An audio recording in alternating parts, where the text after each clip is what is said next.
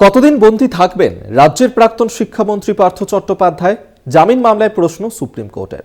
শিক্ষা দুর্নীতিতে অভিযুক্ত পার্থ চট্টোপাধ্যায়ের জামিন মামলায় ইডির ভূমিকায় উষ্মা প্রকাশ করেন বিচারপতি সূর্যকান্ত ও বিচারপতি উজ্জ্বল ভূঁইয়া। মামলার শুনানি সোমবার পর্যন্ত মুলতুবি করল শীর্ষ আদালত।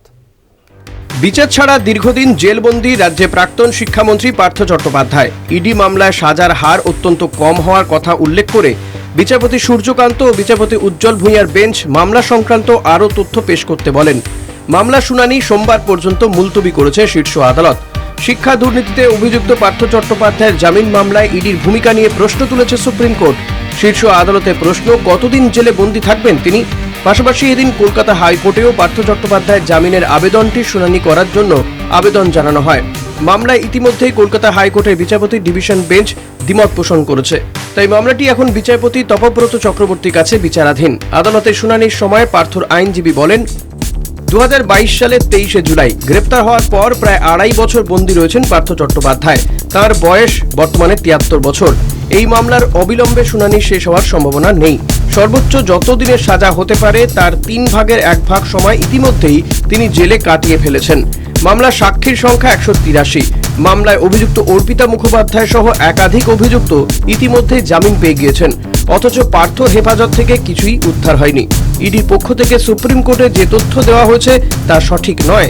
অন্যদিকে ইডির পক্ষে বলা হয়, অভিযুক্ত অর্পিতার বাড়ি থেকে যে বিপুল পরিমাণ অর্থ উদ্ধার হয়েছে তা অভিযুক্ত পার্থ চট্টোপাধ্যায়, অর্পিতা মুখোপাধ্যায় ও মানিক ভট্টাচার্যের। পার্থ চট্টোপাধ্যায়ের আইনজীবী মুকুল রোহতগি সুপ্রিম কোর্টকে জানান এইসব মিথ্যে।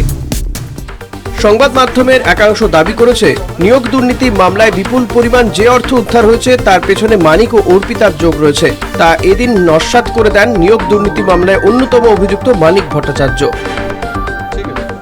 সময় ইডির তরফ থেকে একটা অভিযোগ আনার চেষ্টা হচ্ছিল যে এই অর্থটা যেটা অর্পিতার কাছ থেকে উদ্ধার হয়েছে তার মধ্যে পার্থ চট্টোপাধ্যায়, অর্পিতা এবং মানিক ভট্টাচার্য এনরোল করেছে।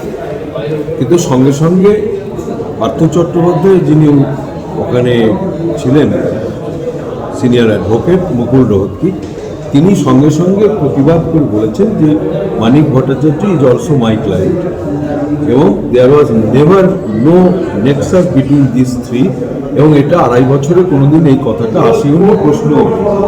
সুতরাং এই ভেগ একটা কথা এখানে বলবেন।